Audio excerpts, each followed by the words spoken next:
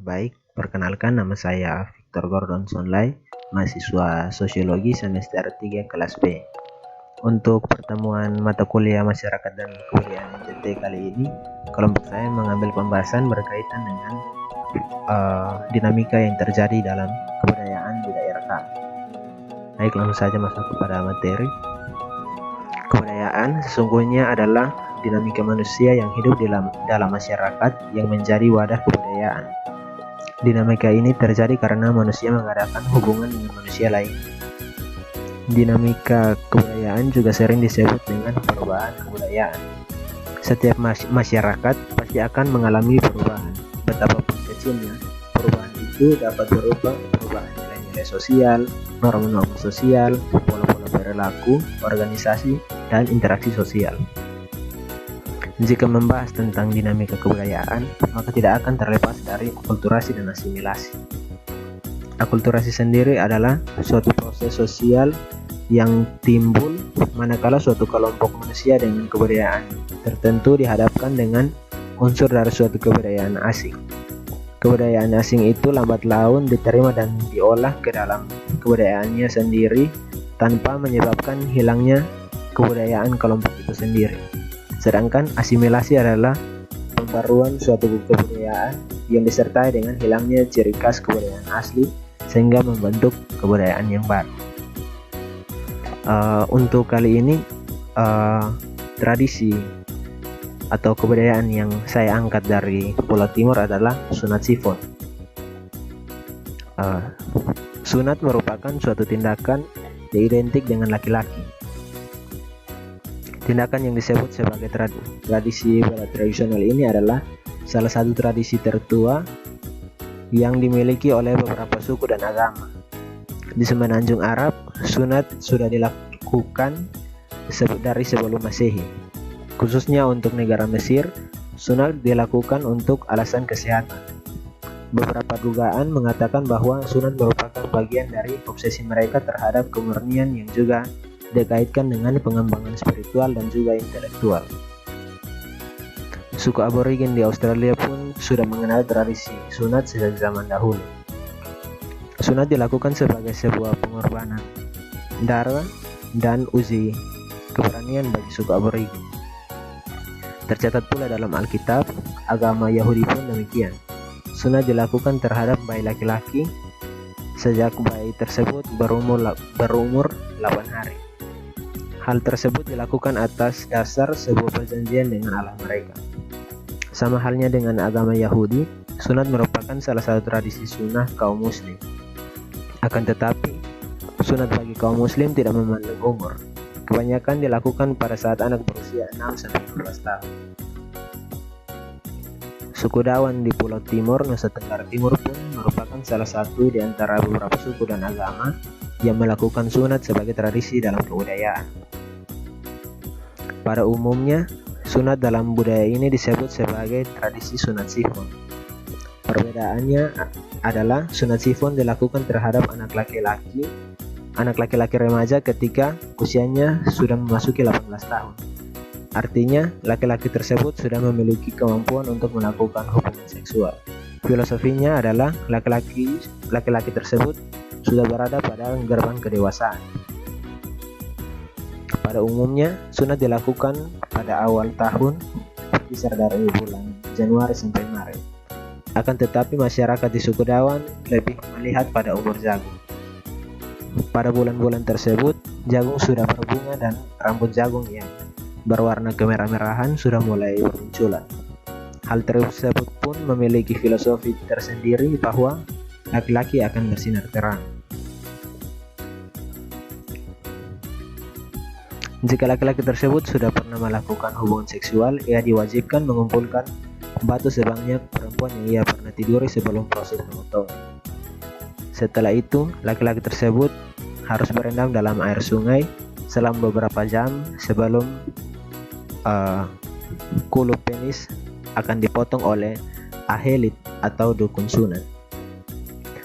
Tujuannya, air yang dingin tersebut dapat mencegah ereksi pada penis dan mengurangi perdarahan akibat pemotongan kulit. Meski saat ini Beberapa dukun sudah menggunakan pisau. Pada zaman dahulu menggunakan bambu yang diruncing terlebih dahulu ibarat pisau. Setelah pemotongan, luka dibalut dengan daun kom atau beberapa daun yang dipercaya menghentikan perdarahan dan membantu proses penyembuhan. Darah yang keluar akan dikembalikan dengan mengkonsumsi darah ayam yang sudah dicampur dengan air kelapa terlebih dahulu. Selain mengembalikan darah yang hilang, hal ini dipercaya memberikan efek awet muda bagi si laki-laki. Agar luka akibat pemotongan itu sembuh, laki-laki harus melewati tantangan dan ritual terakhir.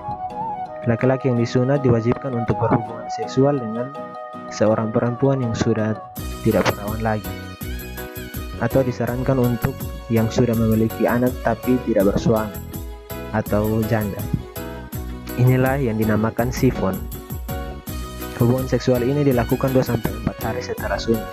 Laki-laki akan kembali ke rumahnya setelah benar-benar pulih atau melewati semua ritual. Kira-kira membutuhkan waktu 3-4 minggu. Oke, baik, sekian dari penjelasan saya berkaitan dengan kebudayaan ini. Kebudayaan ini saya sendiri tidak bisa mengambil kesimpulan bahwa sudah hilang atau sekarang masih jarang. Saya sendiri tidak bisa mengambil kesimpulan karena dalam beberapa waktu ini belum ada penelitian terbaru yang menyatakan bahwa penelitian ini masih ada atau sudah hilang. Baik, sekian dari saya. Materi berikutnya akan dilanjutkan oleh teman saya. Terima kasih.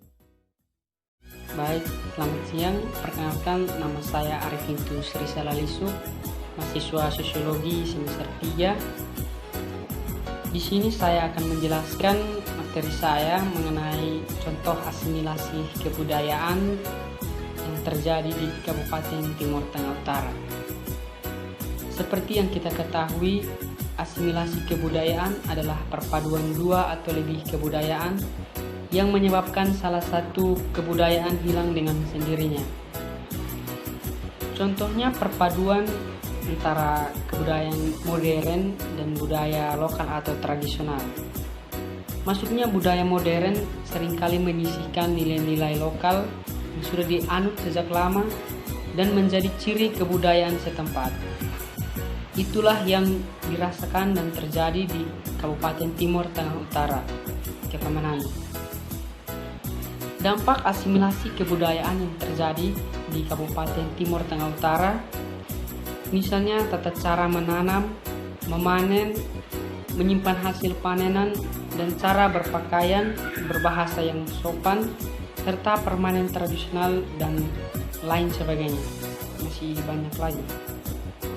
Di sini saya akan menjelaskan atau membahas salah satu contoh dampak asimilasi kebudayaan yang terjadi di Kabupaten Timur Tengah Utara. Yang akan saya bahas adalah permainan tradisional Manatika. Manatika adalah permainan tradisional taekwondo yang berasal dari Timur Tengah Utara. Manatika adalah salah satu olahraga tradisional atau nimeto di Kabupaten Timur Tengah Utara.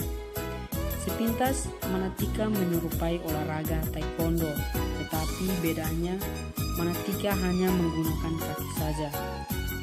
Dari aspek Manatika, biasanya dilakukan saat penyusungan jenazah ke makam, atau bagi kalangan muda, Manatika digelar pada saat tertentu untuk menguji ketangkasan atau adu otot.